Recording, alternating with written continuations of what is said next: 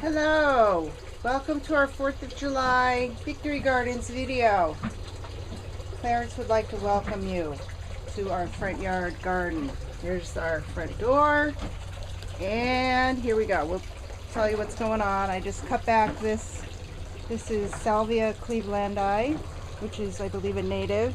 It's got beautiful purple flowers. I left a little bit of what's flowering on there because the bees love it and it's a little bit of color. And then in this planter, we have calendula and chamomile.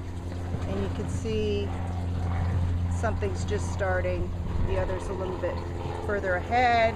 Planted them at the same time. And that's my asparagus bed. It's Mary Washington asparagus.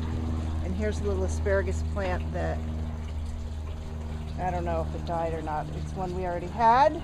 But I just cut back the asparagus. When these fronds get bigger, I will cut them back as well. And then this is a Hawaiian poha berry that's left over from last year. It reseeded. And then here, taking over the front yard, where last year we had a butternut squash, is a cucumber. And Kelly just put up this trellis. He's going to try raising it vertically, so that if it works, then next year we can do it vertically and not have it take up so much space. And our herb garden has been taken over by this Hawaiian poha berry that I hope, I'll get the berries off or give it away. I just planted this dill start. It's dill, and next to it is Greek columnar basil that's being overshadowed by this evening primrose, which I had no idea would be so invasive. And I've got to find out how I can harvest it, what I can use, so I can pull that, because underneath there is some mugwort. There is some mugwort leaves. There's a Japanese mugwort. There's also a lavender plant in there. I don't know if it's survived the poha berry. And then we've got tomato. These are cherry tomato volunteers that I decided to leave in, and they've been giving us tomatoes for quite some time.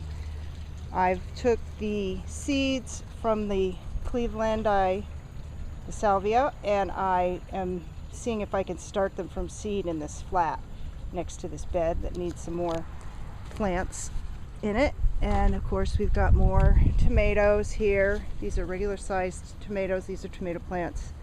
This is we've got a butternut squash volunteer here. You can see some of the squash there, 1, 2, 3, and then there's some more over there. If you can see the squash. Anyways, and you can see the squash blossoms. And right here is a blackberry plant that I bought at Costco to go along with my other berry plants. I'll take you around. There's our sweet peas growing up the ladder. We'll walk around the other side here. There's a volunteer tomato plant, or maybe my husband planted it, I'm not sure.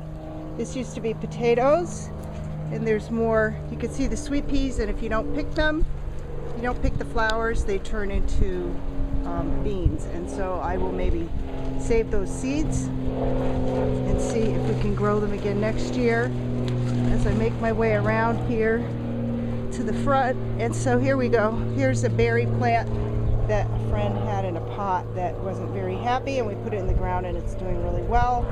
And there's a second one right here, berry. We're not sure what type of berry, but there it is. And you can see our front yard moving along. We used to have passion fruit here. We've got a fungus. And then this is our dwarf Myers lemon that's loaded with lemons. Pretty much gives off fruit year round and has beautiful flowers, beautiful fragrant flowers. And then of course we've got our blueberries, which came and went. They have a very short season for harvest. And other one I wanted to show you was a fennel. This is the third fennel bulb that I've gotten. I had bought a start. That's the third bulb that we'll get off of that fennel. And then today we did a little bit of harvesting And we got tomatoes, lemons, poha berries, and cucumbers. So there you have it. There is our victory garden. Happy 4th.